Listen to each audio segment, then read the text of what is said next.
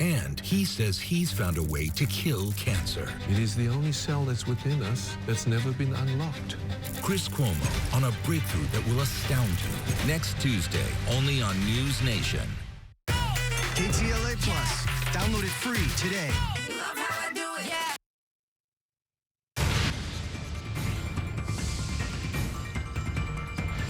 Now at 4, we begin with breaking developments in the death of teenager Celeste Rivas. TMZ now reporting investigators view rap star David as a homicide suspect.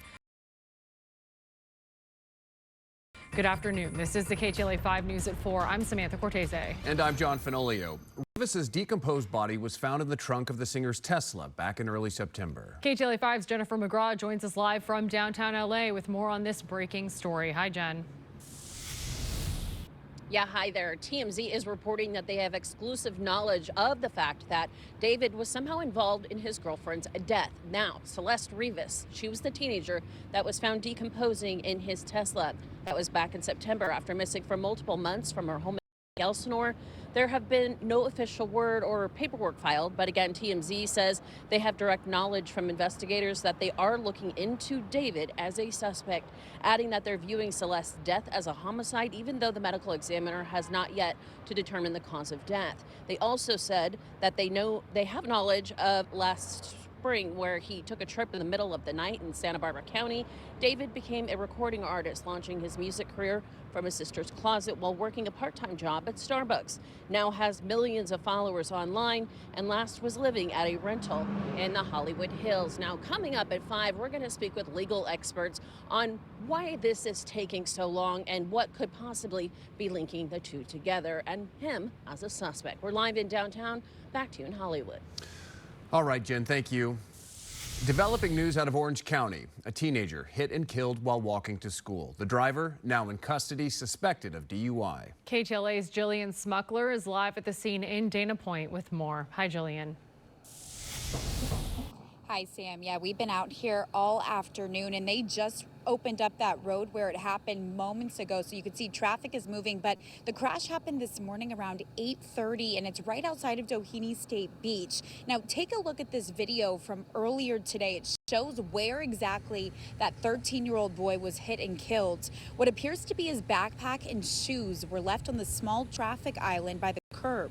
Now, deputies say he was walking to school with his brother when a driver hit him this morning and then drove off. The boy was rushed to the hospital where he later died. Now, the boy's name has not been released by the sheriff's office, but I can tell you the principal of Niguel Hills Middle School sent an email to parents this afternoon saying a 6th grader was involved in an accident today and has died.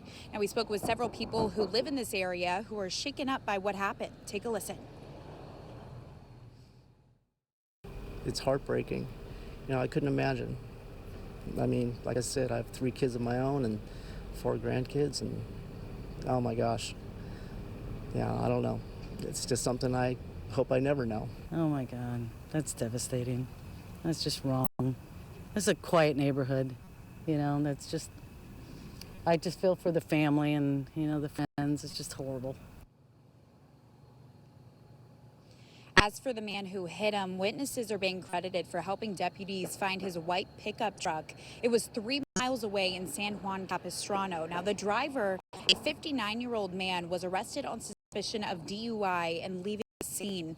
When we ran the license plate, it did come out as registered to Bradley Gene Funk, a Dana Point resident. Now, according to court records, he had 2 prior DUIs, one of which was a hit-and-run crash. Now, the sheriff's office, again, has not released that boy's name, but in an email to parents this afternoon, again, the principal of Niguel Hills Middle School said there will be grief counselors on campus tomorrow morning for any students who are having a tough time processing all this. But again, if you are in this area, the roads are back open. You can see they're letting people here, but a lot of neighbors, they've been shaken up by this, just coming up to us all day long, really, and asking what happened and saying this is not the first time something like this has happened here. Reporting live in Dana Point, Jillian Smuckler, KTLA 5 News. All right, Jillian, thank you.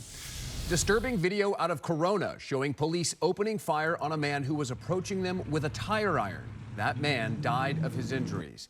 It happened overnight in a shopping center parking lot near McKinley Street and Promenade Avenue. Police say the man used his vehicle to hit another car and then began smashing out windows with that tire iron. When police approached him, they say he refused commands to drop the weapon, and that's when they shot and killed him. A man who works nearby says the man also tried to attack him. So I thought he had a problem with his car, but then he was like trying to get to me with the wrench, try to hit me. So I started running away from him, and I told him, hey, calm down, I'm your friend. Surveillance video also captured the man using the tire iron to smash windows of other parked cars. It's unclear how many officers opened fire, and the name of the suspect has not been revealed. More wet weather is headed for Southern California this week as people are keeping an eye on those soggy hillsides. The burn scars have stayed mostly stable, but officials say they're not letting their guard down. KTLA's Rachel Minitoff is live in Altadena with the latest. Hi, Rachel. Hi, John. Hi, Sam. Good afternoon to you both. Public Works crews say they're keeping all of the K-rails and preventative measures in place for this next round of rain. And yes, the hillsides are looking really good, and the city is hoping it stays that way.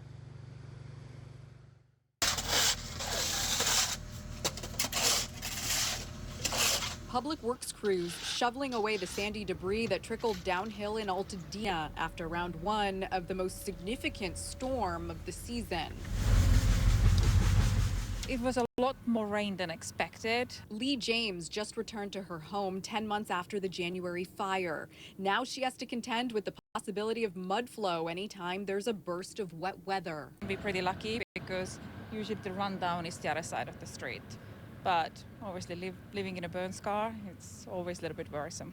The city of Pasadena says the sandbags and K-rails are staying put and have been effective in combating the more major slides that plagued the burn scars in February. The Eaton Catch Basin and other storm outlets have been cleaned and cleared. Some of the hills in Malibu gave way, sending boulders crashing onto Malibu Canyon Road, damaging several cars. Some unlucky drivers were left with flat tires from the sharp rocks. A second slide was reported near Cold Canyon Road, south of Mulholland. Now the forecast turns to Thursday with more pop-up showers and isolated storms forecasted. LA County is urging people to avoid swimming in the ocean, especially near storm drains where runoff carries a lot of bacteria. Matthew Thomas is from the United States Geological Survey. The susceptibility to post-fire debris flows really tracks with areas that are very steep and were severely burned. He specializes in post-fire debris flow in the San Gabriel Mountains. He says slides can happen quickly and suddenly, and that's why the advanced prep is so important. So there's virtually no lag time between, sufficiently intense rainfall and the debris flow and flooding. And so what that means is if folks want to protect themselves and their families, they need to be aware of the hazard before the rainfall starts. And we are getting a little bit of a spotty shower right now. Our expert says it is a good sign, though, that we're seeing some more green vegetation on the hillsides. This area is going to be at risk of slides up to a year after a major fire, sometimes 2 years, depending on the terrain. That's the very latest from Altadena tonight. I'm Rachel Minitoff. John, Sam, back to you. All right, Rachel, thank you very much. And more rain on the way, Casey. Yeah, and you can see scattered showers. She started off dry by the end. Their live shot, the rain was coming down, and that's what we could see over the next several hours. We have seen some heavy rain moving through Ventura County, just a little bit of light rain there right now. Really, Orange County moving into parts of the Inland Empire, seeing a little bit of that heavier shower activity. And down in San Diego County, there's going to see some heavier rain moving onshore here in the next couple of hours as well.